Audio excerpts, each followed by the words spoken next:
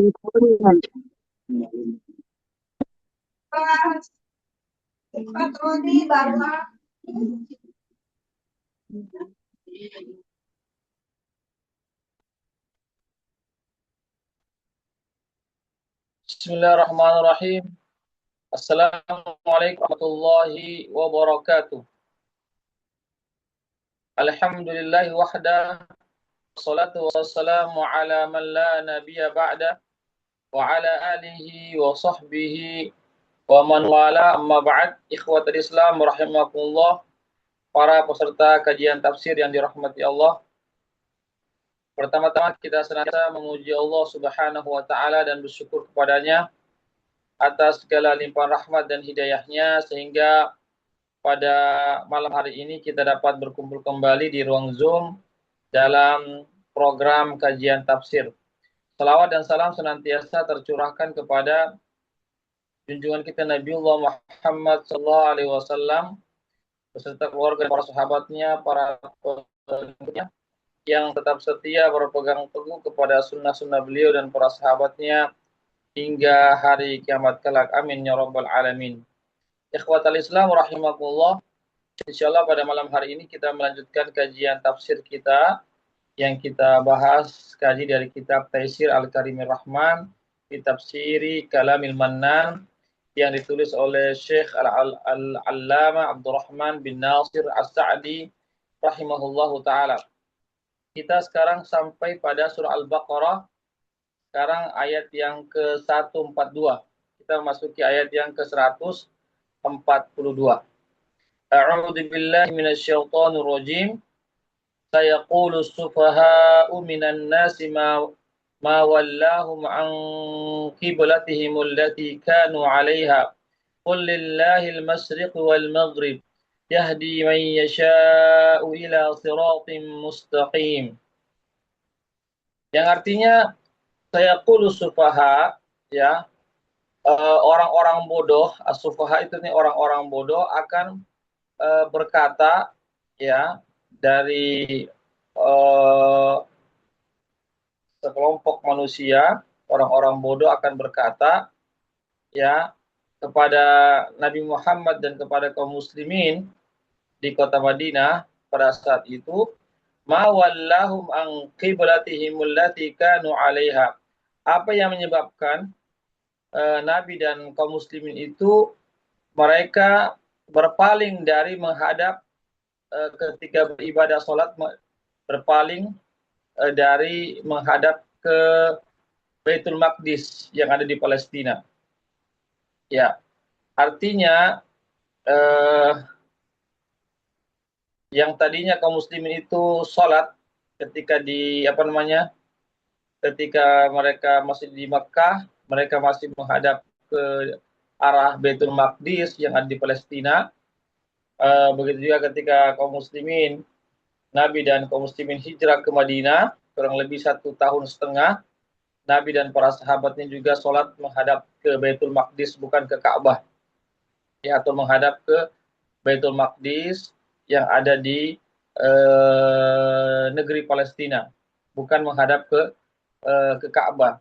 Namun setelah itu Allah Subhanahu wa taala palingkan wajah Nabi, ya, dan kaum muslimin untuk menghadap ke Ka'bah, bukan lagi menghadap ke Baitul Maqdis.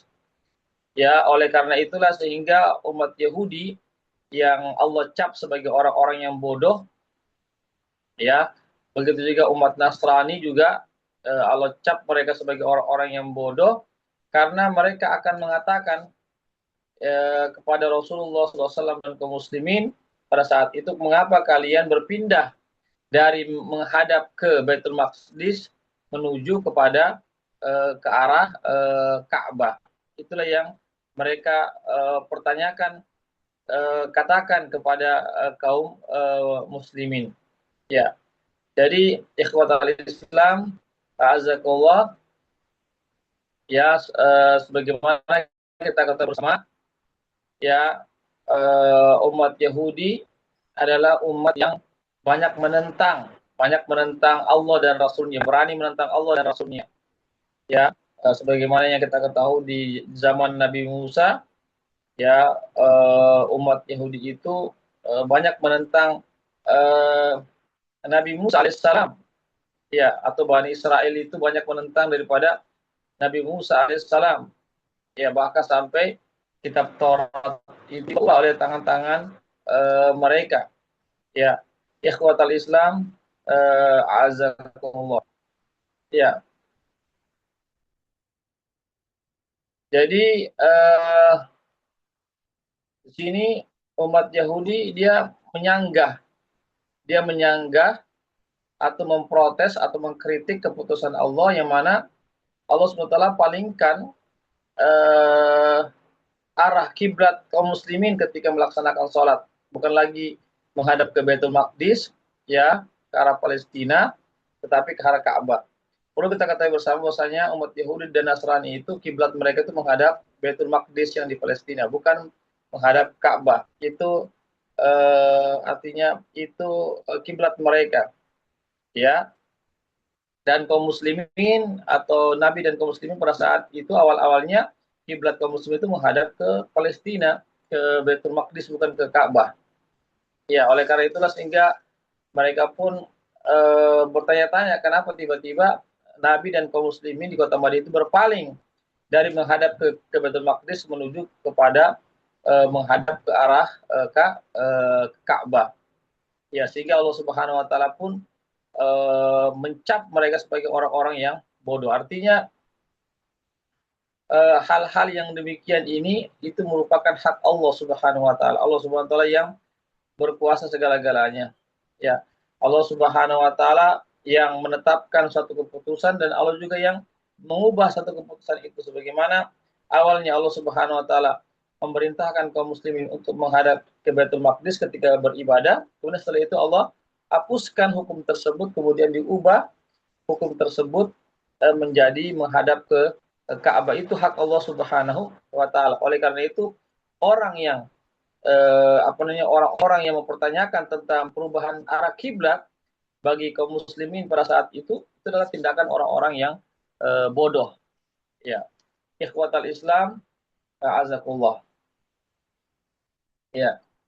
Jadi ayat ini menunjukkan bahwasanya seseorang tidak boleh menyanggah atau mengkritik, ya, atau ya tidak menerima hukum Allah. Ya, jadi ketetapan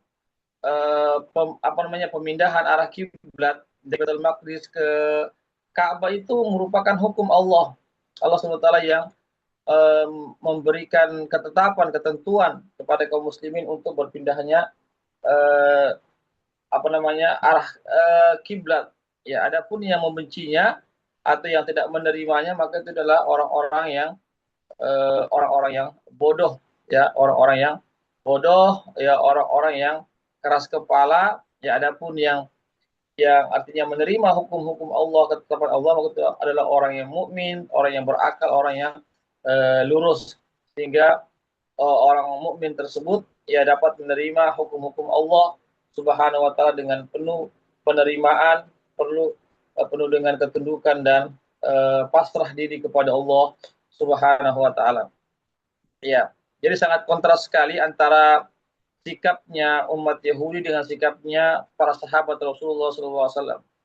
Kalau umat Yahudi itu mereka mengkritik habis-habisan, ya, ketentuan Allah dan Rasulnya, menyanggah, memprotes, bahkan membangkang, tidak mentaati. Sedangkan para sahabat Nabi adalah orang-orang yang cinta kepada Allah dan Rasulnya, cinta kepada syariat, ya, Allah dan Rasulnya, sehingga mereka, para Nabi, tidak pernah menyanggah tentang ketentuan dan ketetapan dari Allah, tidak pernah memprotes, ya, tentang ketentuan Allah atau syariat Allah Subhanahu wa taala. Begitupun juga kita sebagai umat Rasulullah SAW, pengikut Nabi dan para sahabatnya, maka kita tidak boleh melakukan hal-hal yang berupa penyanggahan terhadap ayat-ayat Allah, mempertanyakan kenapa begini.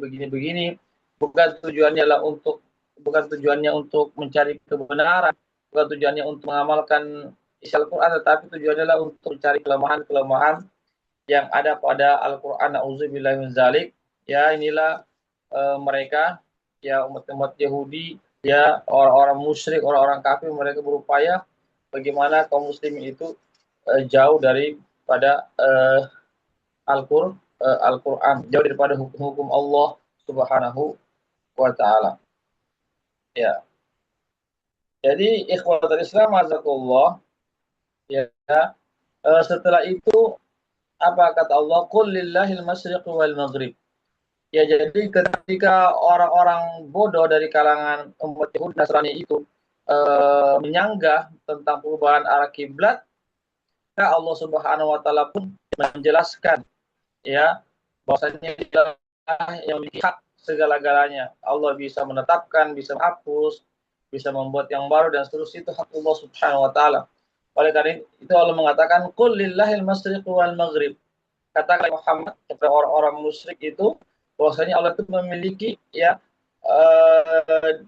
apa namanya, memiliki timur dan barat. Ya, jika Allah Subhanahu wa taala memiliki timur dan baratnya, timur dan barat artinya dunia ini beserta isinya, maka seseorang tidak boleh merubah ayat-ayat Allah Subhanahu wa taala, merubah hukum-hukum Allah, ya, atau artinya mencari kesalahan-kesalahan yang terdapat dalam Al-Qur'an, ya.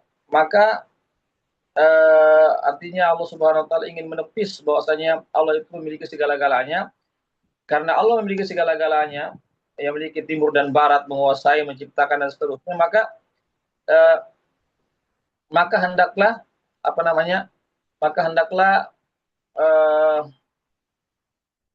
seseorang itu tidak mempertanyakan, tidak mengkritik hukum Allah Subhanahu wa taala. Karena Allah yang menciptakan segala-galanya, Allah yang menentukan segala-galanya, maka termasuk juga dengan hukum Allah Subhanahu wa taala, itu hak Allah Subhanahu wa taala memindahkan, menetapkan dan seterusnya. Ya, kemudian yahdi may yasha ila shiratal mustaqim. Allah Subhanahu wa taala memberikan petunjuk kepada siapa yang dikehendaki menuju kepada jalan yang lurus. Jadi Allah Subhanahu wa taala memiliki hak, siapa yang Allah berikan hidayah sehingga orang-orang itu taat kepada Allah dan Rasul-Nya, siapa yang Allah sesatkan, itu semua adalah ada hikmah dan keadilan Allah Subhanahu wa taala. Tapi sekali lagi, ketika Allah Subhanahu wa taala menyesatkan hamba-hambanya, memberikan sebagian hidayah kepada hamba-hambanya, menyesatkan kepada sebagian hamba-hambanya, tapi sekali lagi bahwasanya keburukan itu tidak ditujukan kepada Allah Subhanahu wa taala, ya, tetapi itu ditujukan kepada umat manusia itu, ya, ditujukan kepada seseorang, apakah dia benar-benar sudah sudah ya, apakah seseorang itu sudah benar-benar meniti jalan yang lurus, ya, apakah seorang itu sudah benar-benar mencari asbab sehingga dia selamat dari siksaan Allah Subhanahu wa taala di dunia ini lebih-lebih di hari akhirat kelak. Jadi bukan kita pasrah begitu saja dengan ketentuan dan takdir Allah, karena kita tidak mengetahui takdir kita di lahir mahfuz itu, ya, hanya Allah Subhanahu wa taala yang tahu. Oleh karena itulah maka kita bergegas, bersegera dalam kebaikan, ya, karena kita tidak mengetahui apa namanya takdir kita di sisi Allah Subhanahu wa taala. Jadi Allah memberikan hidayah kepada kita, tentu bukan berarti kita berusaha untuk meraih hidayah itu. Dengan adanya usaha, doa dan seterusnya, maka Allah insya Allah memberikan hidayah kepada kita. Wa kadzalika ja'alnakum ummatan wasata. Dan demikianlah kami telah menjadikan kalian sebagai umat pertengahan. Jadi di antara hidayah Allah Subhanahu wa taala yang Allah berikan kepada siapa yang Dia kehendaki, yaitu Allah Subhanahu wa taala menjadikan umat Rasulullah sallallahu alaihi wasallam inilah umat yang pertengahan.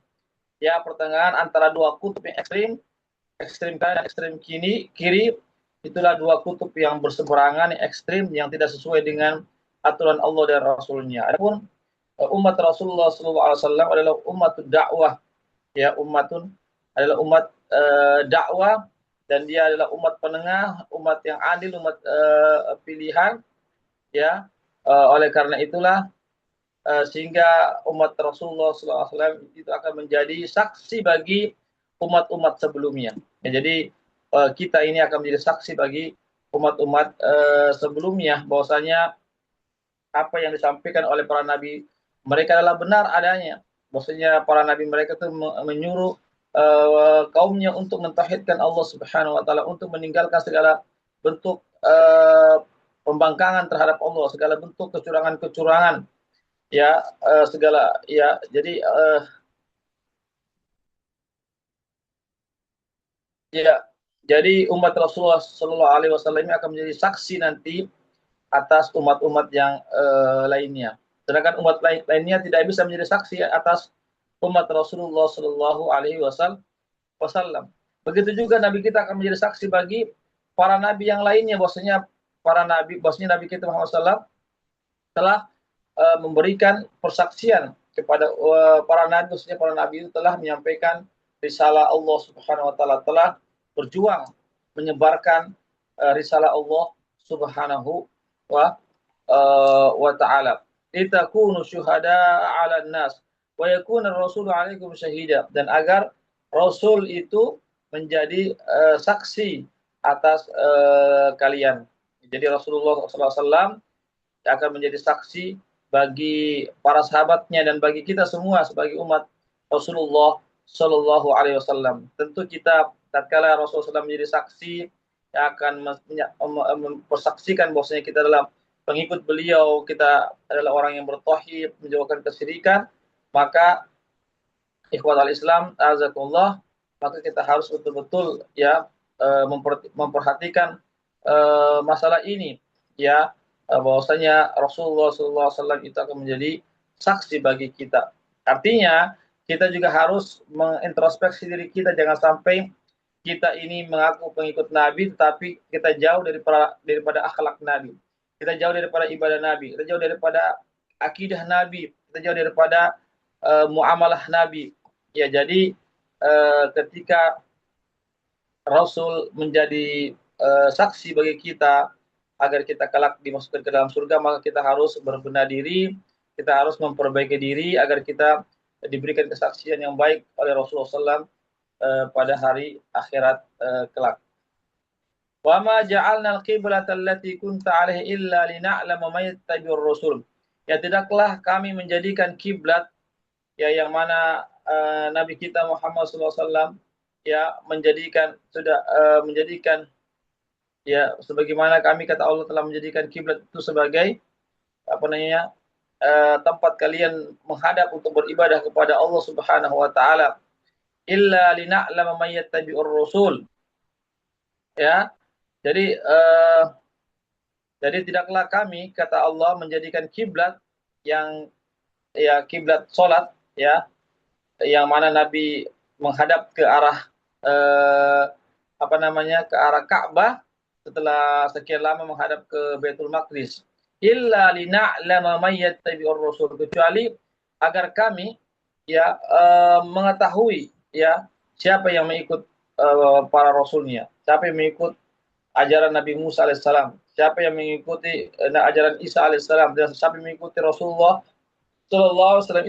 Itu, ya, tujuannya, bahwasanya Allah menjadikan kiblat, berubah arah kiblat, melainkan agar Allah Subhanahu Wa Taala bisa mengetahui siapa-siapa yang mengikuti Rasulullah Sallallahu Alaihi Wasallam dan siapa-siapa yang berpaling dari ajaran Islam. Nauzubillah min dzalik. Jangan sampai ada kaum muslimin yang murtad, ya, yang keluar dari agama Islam masuk ke agama yang lainnya. Nauzubillah min dzalik. Ya. Kemudian wa in kana lakabiratan illa 'alal ladzina ya, illa 'alal ladzina hadallah. Ya. Di sini disebutkan wa in kana lakabiratan, ya. Meskipun, ya, ini adalah perkara yang berat, kecuali illa 'alal ladzina hadallah, kecuali orang-orang yang mendapatkan petunjuk dari Allah Subhanahu wa taala. Wa ma kana Allahu liyudhi'a imanakum. Sekali-kali Allah SWT tidak akan menyia-nyiakan agama, ya, keimanan kalian. Artinya Allah SWT tidak akan menghilangkan amal-amal soleh kita. Ya, tatkala sudah terjadi setelah kaum muslimin di kota Madinah salat 1,5 tahun menghadap ke Baitul Maqdis, lalu Allah Subhanahu wa taala palingkan ke arah Ka'bah, itu bukan berarti Allah ingin menghapus daripada eh, apa namanya menghapus daripada amal-amal yang sudah dilakukan oleh kaum muslimin pada saat itu yang sedang menghadap ke arah Baitul Maqdis, tetapi tetap pahala mereka tersimpan di sisi Allah Subhanahu wa taala. Ya, wa ma kana Allahu liyudhi'a imanakum. Ya, sekali-kali Allah Subhanahu wa taala tidak akan pernah, ya Allah tidak akan menyia-nyiakan iman kalian. Ya, innallaha bin-nasi laraufur rahim, dan sesungguhnya Allah Subhanahu wa taala Maha Pengasih lagi Maha Penyayang kepada umat manusia, terkhususnya kepada umat Rasulullah Shallallahu alaihi wasallam. Ya, demikian barangkali apa yang bisa kami sampaikan. Dua ayat ya tentang tafsir surah Al-Baqarah ayat 142 sampai 143.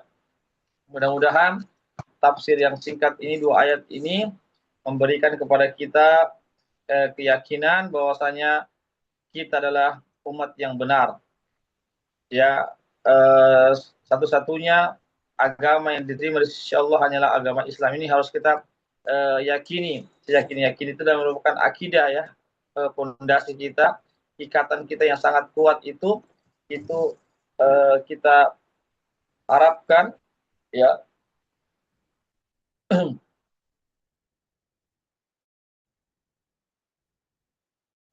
agar kita menjadi orang-orang yang menerima syariat Allah, tidak mengkritik syariat Allah, tidak mempermasalahkan syariat Allah, tidak mencari kekurangan-kekurangan dalam hukum-hukum Allah Subhanahu wa taala.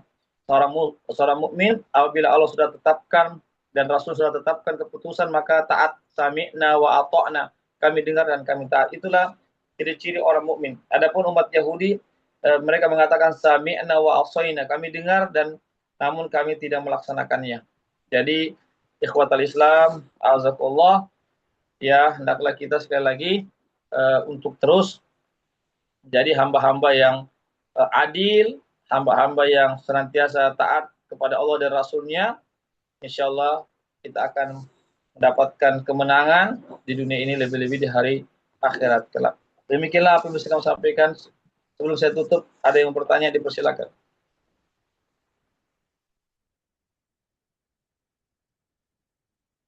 Ada yang bertanya? Baik, kalau tidak ada, kita cukupkan sampai di sini dulu. Mudah-mudahan ada manfaatnya bagi kita semuanya. Tentu yang benar hanyalah bersumber dari Allah saja. Yang salah, yang khilaf dari kami atas segala kekurangan yang kami miliki ataupun kekhilafan. Kami mohon ampun kepada Allah dan kami mohon maaf kepada para peserta semuanya. Dan kami ucapkan sekali lagi jazakumullahu khairan katsiran kepada para peserta yang sudah membersamai kami hingga malam hari ini dalam kajian tafsir. Semoga kita diberikan kesehatan, kesempatan terus belajar, mempelajari agama Allah Subhanahu wa taala. Dan kami juga ucapkan jazakumullahu khairan katsiran kepada para donatur yang sudah berpartisipasi terlaksananya kegiatan kali ini. Semoga Allah Subhanahu wa taala memberikan kebaikan yang begitu banyak, yang memberikan balasan yang banyak kepada kita semuanya. Amin amin ya rabbal alamin. Kami akhiri dengan baca tutup majelis. Subhanakallahumma bihamdik, asyhadu an la ilaha illa anta, astaghfiruka wa atubu ilaik. Wassalamualaikum warahmatullahi wabarakatuh.